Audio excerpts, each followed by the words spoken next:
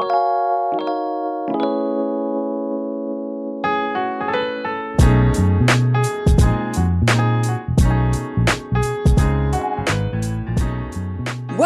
to the Lott Carey Pilgrimages of Striving and Thriving podcast. I'm Reverend Dr. Jacqueline Madison McQuarrie, pastor of the First Baptist Church of New Market in Piscataway, New Jersey, and learning coordinator for Pilgrimages of Striving and Thriving. The Pilgrimages of Striving and Thriving weekly podcast grows from a multi-year journey among pastors committed to flourishing in ministry. This is a project of the Lott Carey Foreign Mission Society and is made possible through the generous support from the Lilly Endowment. Learn more about Lott Carey and how it helps churches to extend the Christian witness throughout the world at lottcarey.org. That's LOTTCAREY.org. Join us for weekly conversations with pastoral thought leaders who share wisdom from the Black church for the whole church. Let's join Reverend Dr. David Emmanuel Goatley, Associate Dean for Vocational Formation and Christian Witness at Duke Divinity School, and the Project Director for Lott Carey's Pilgrimages of Striving and Thriving.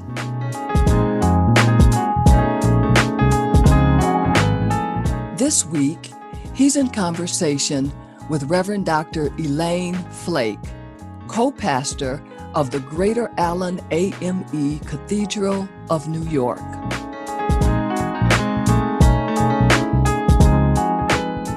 We are thrilled to welcome Dr. Elaine Flake, the co-pastor of Greater Allen Cathedral in New York, as a guest in our Lott Carey Pilgrimage of Striving and Thriving podcast.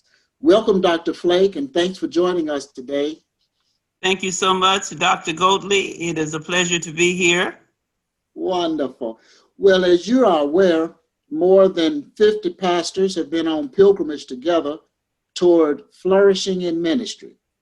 Our assumption is that every round does not go higher and higher, that flourishing in ministry requires both striving and thriving, and flourishing in ministry can be understood sometimes like a tree.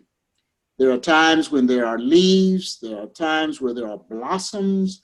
Sometimes the leaves are falling away, sometimes there are only branches, but still the tree can be healthy and thriving. Well, that's one way to think about flourishing in ministry.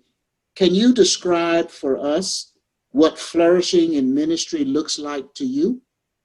I think that one has to really be sensitized to the context, their ministry context.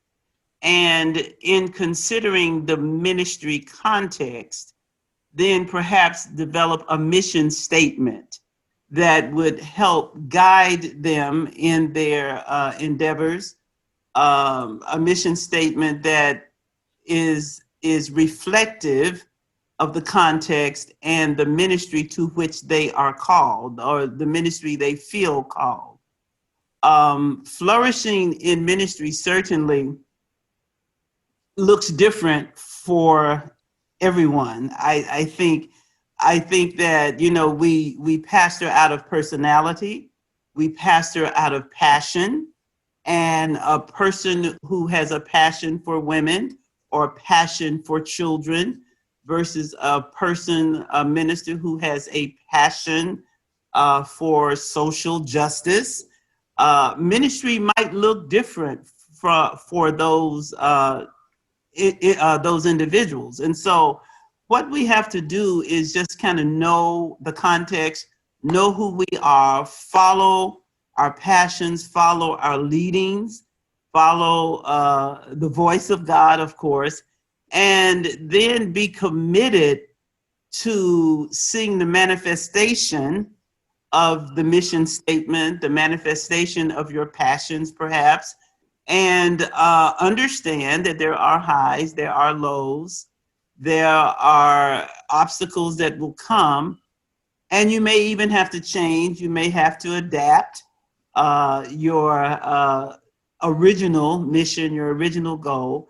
But knowing that as long as you have a hunger for souls, and as long as you are really giving it your best and exploring the avenues that are available to you in terms of resources, you know, I think that term flourishing, certainly you're looking for not so much numerical growth as you're looking for spiritual growth, as you're looking for emotional stability. There are a number of things that we can provide in ministry.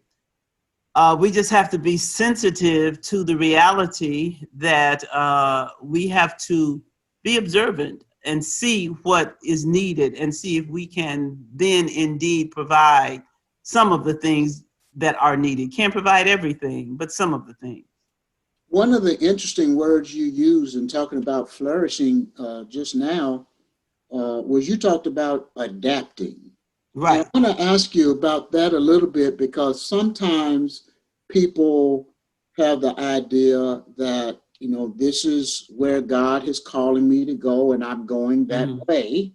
And if I'm successful going that way, then there may be flourishing. But you just talked about adapting. Can you say something about the place of being able to adapt and still flourish and still be living in the will of God?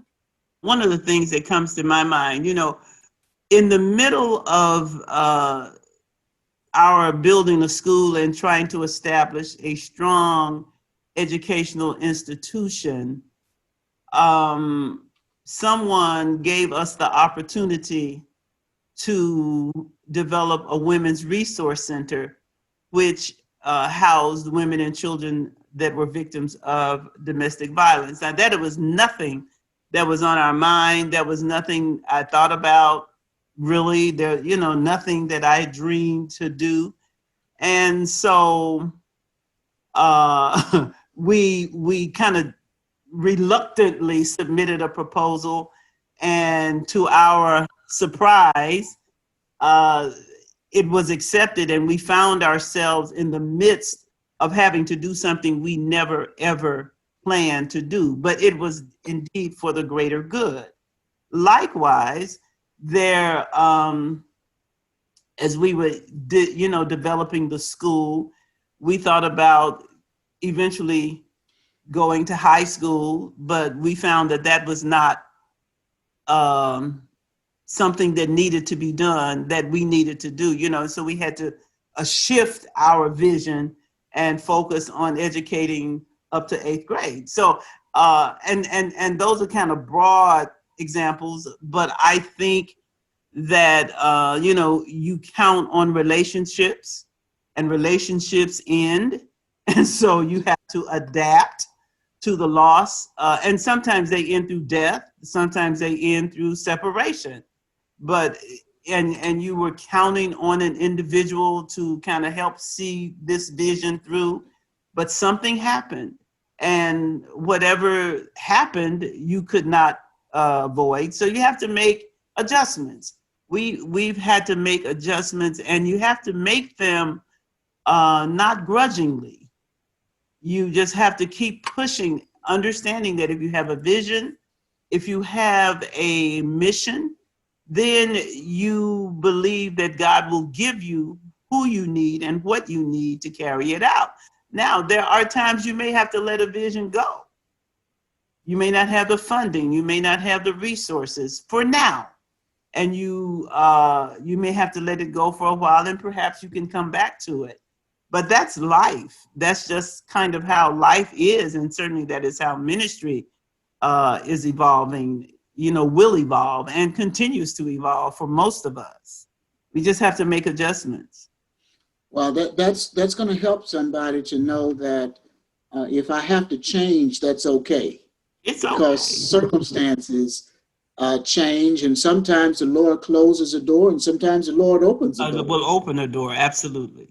Wonderful. Another thing you said earlier about flourishing, if I heard you right, you talked about a pastor has to serve out of the pastor's personality.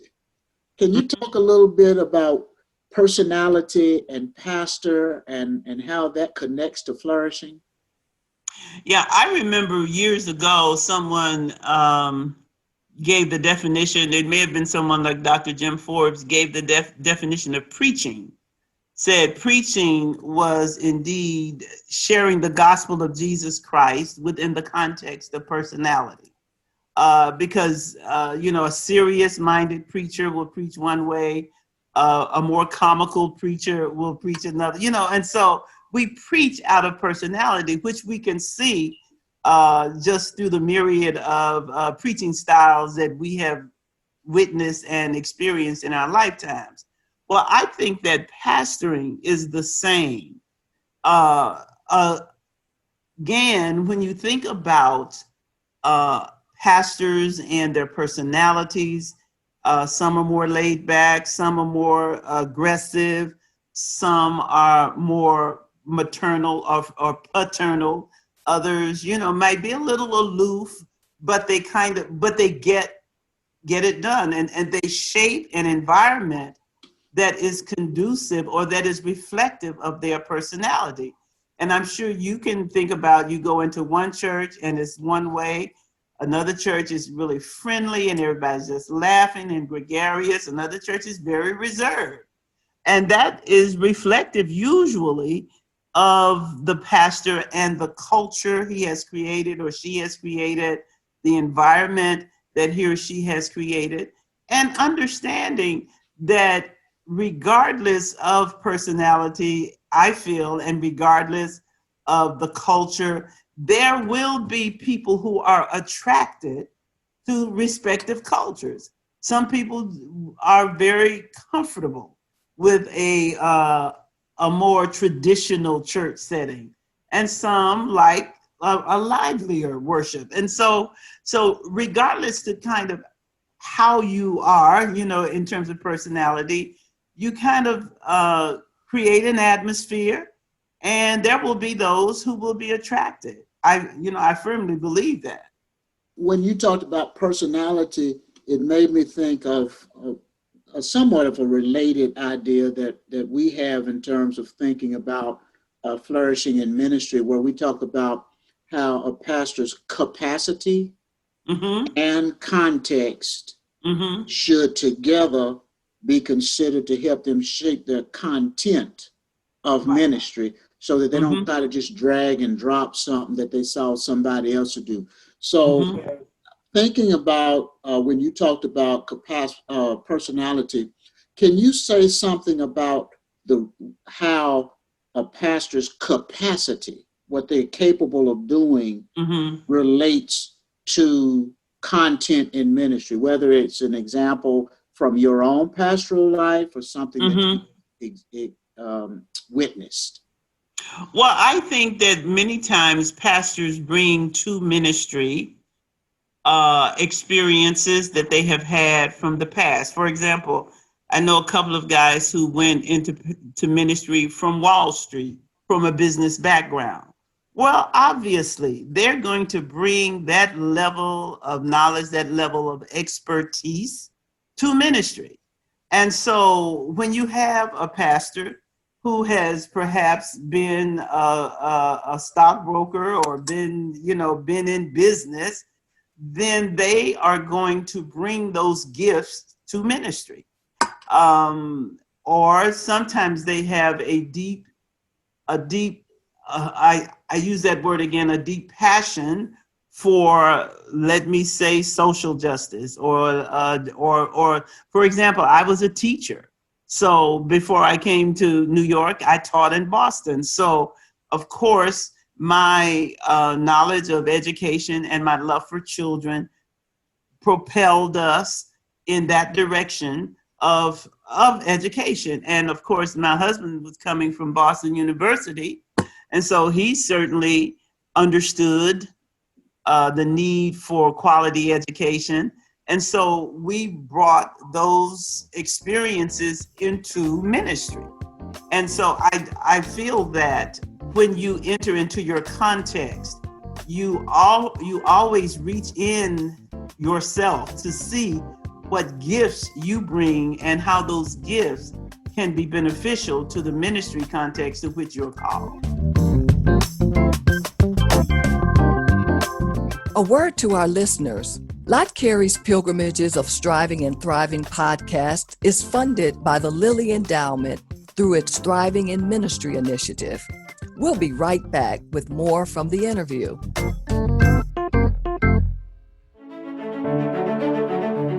Since 1897, the Lott Carey Global Christian Missional Community has helped churches to extend the Christian witness around the world through prayer partnership, financial support, and technical assistance.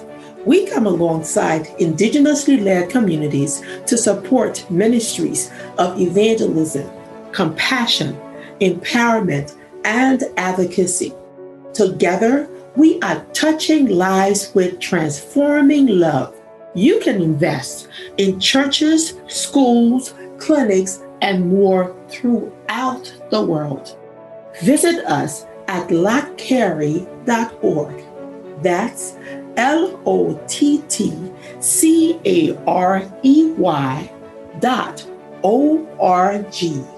Thanks for your partnership in this ministry.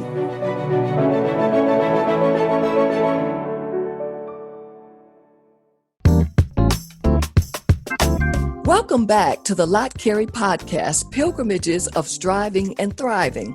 I'm Reverend Dr. Jacqueline Madison McQuarrie, the Learning Coordinator of Lott Carey's Thriving in Ministry program. Each week in this podcast, my colleague, Reverend Dr. David Emmanuel Goatley, interviews a prominent Black pastoral leader to gain insight for flourishing in ministry. Now back to more of his interview with Reverend Dr. Elaine Flake, co-pastor of the Greater Allen of A.M.E. Cathedral of New York. Let's talk a little bit about context, because you all are in New York. You're in, right, I think, Queens. And right. So, Queens, New York is not Quioccasin, Virginia. And right. So how... And it's not Harlem, New York. Okay. Uh-huh. So how does a context of ministry inform the content? If you are in an inner city church, and that community around you is certainly falling apart, just in terms of vacant and boarded houses and maybe crime. So that's certainly one context that requires a different kind of ministry focus as compared to someone who is called to a church in a different part of town, or on Long Island, or in a small town. You cannot think about building housing, go to the government, for example, and ask for money to build housing if you're in a suburban area, because that's not where the money goes. The money goes to the inner city. And so what you do is you do have this understanding that you're not just, and I say this often, you're not just called to pastor a church, you're called to the community.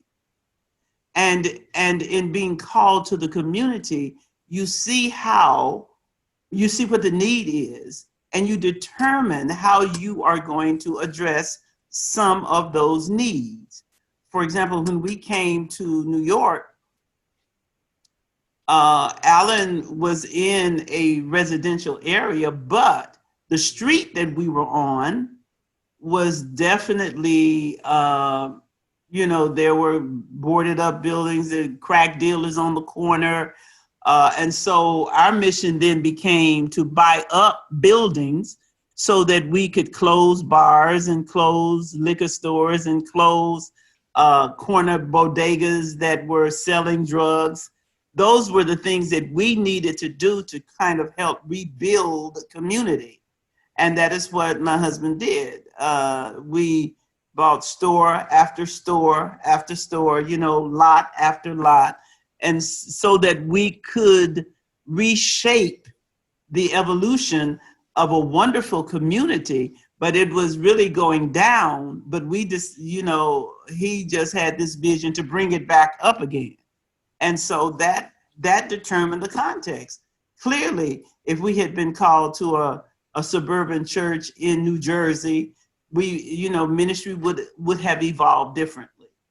You have a real gift for organization, managing, strategy, which is sometimes seen differently.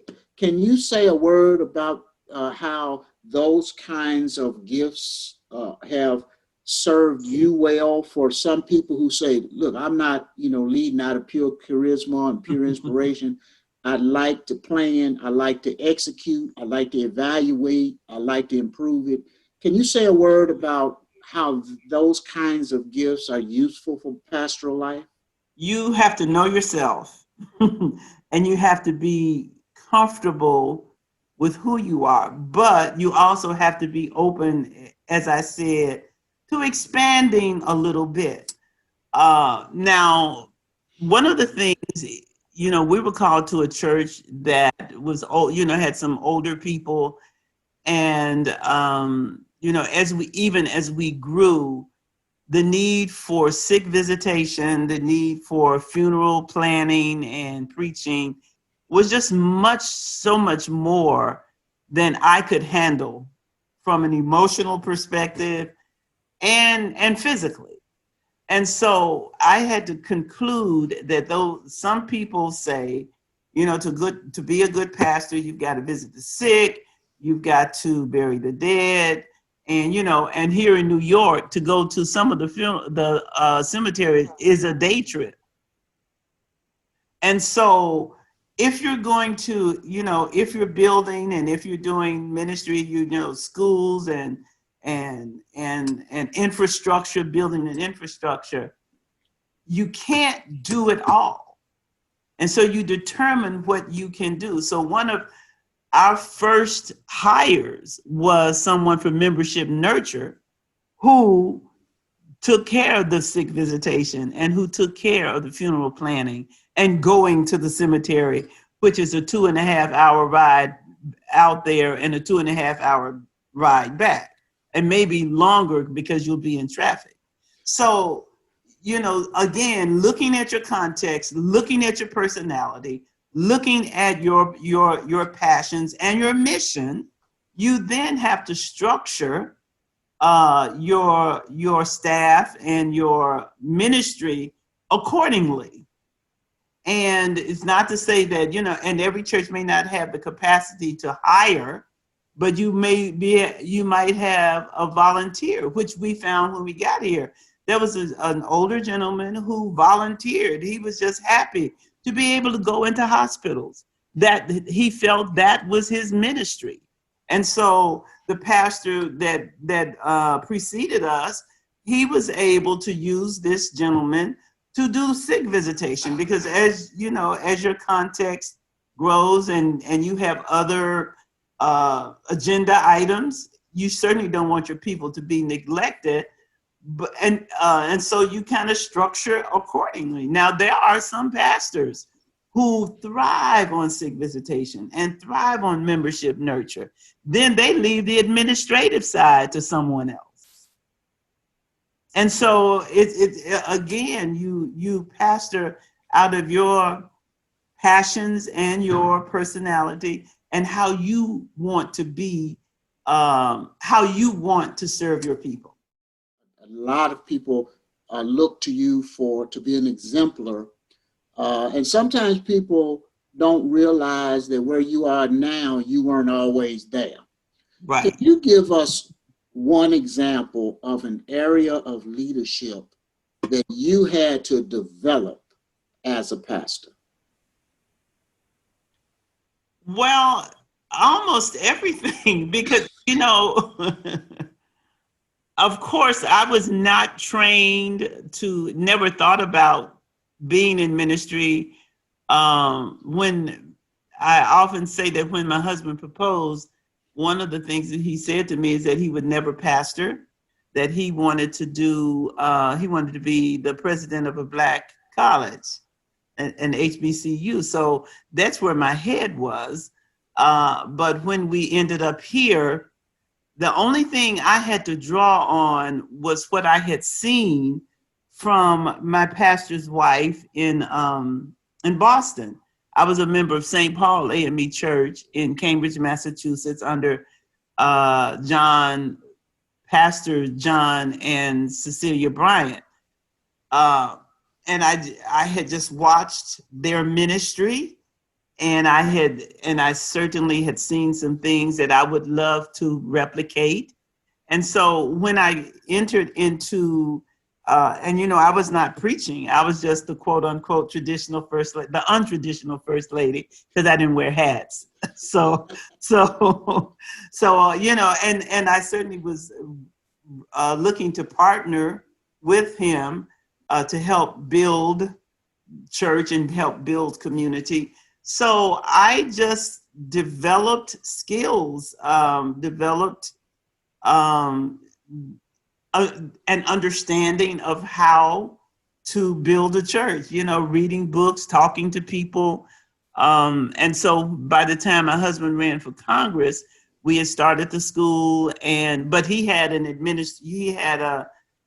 executive assistant pastor. He always had one that afforded him the opportunity to do what he did in terms of community. And so mostly everything that I do, I have learned, talking to friends, again, reading, just understanding that if you want to do ministry with any level of excellence, you just kind of have to start from where you are. So can you say a word, because you and your husband have shared pastoral ministry and shared pastoral responsibilities in the same context.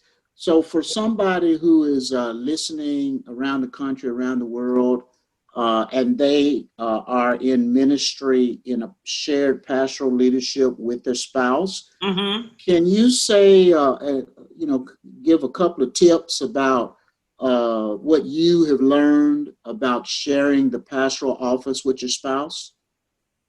Sure. Well, one thing that I often say is that as every marriage is different, every shared co-pastor leadership, that whole dynamic is going to be different, and that you should always establish a ministry, a shared ministry that is reflective of the marriage. Well, of all the ministry couples that I know, we all do it differently. We do things differently. And so you really go according to the need for the family, the need for the church, and the personalities of the wife and the husband. And there can be no competition. And so from your vantage point as being an experienced pastor and nurturing other pastoral leaders, what advice would you like to give those who are listening to this podcast about what they can do to flourish in ministry? Never compartmentalize your life. Your ministry should flow out of a deep commitment to the things of God. Your ministry should flow out of a belief in the Word of God. And there should never be a time where you push God or leave God out. As you are growing and as you're developing the church, there has to be a connection to God, the God who you say called you. Never leave that God out, and always seek the guidance and ask God to order your steps, and be very, very intentional about your own spiritual growth and your own spiritual stability. And when you feel yourself sinking and you feel yourself weakening, then address it. Being in a church setting, the Black church in particular, the way pastors are catered to, the way pastors are sometimes put on pedestals, and people begin to expect it. You begin to expect it, and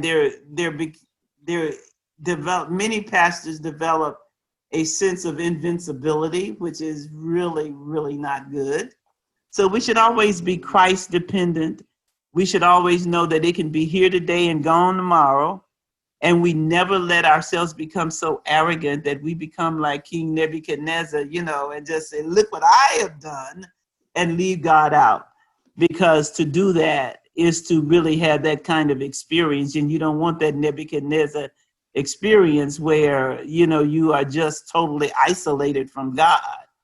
And it was not until he looked up and declared that Jesus, that God was sovereign, that he was able to recover all. And so we just want to always leave God in. God is the center of, and God is the motivation behind what we do.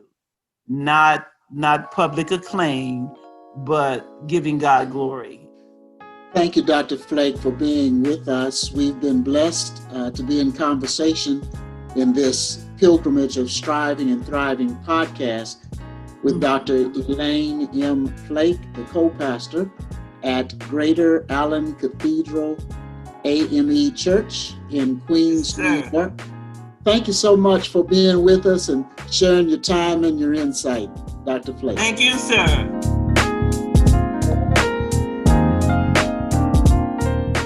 Thank you for joining us today for Pilgrimages of Striving and Thriving, a weekly podcast from Lott Carey as we listen in on conversations with prominent pastoral thought leaders.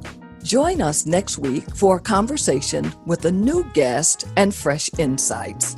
Wisdom from the Black Church for the whole church. I'm Reverend Dr. Jacqueline Madison McQuarrie.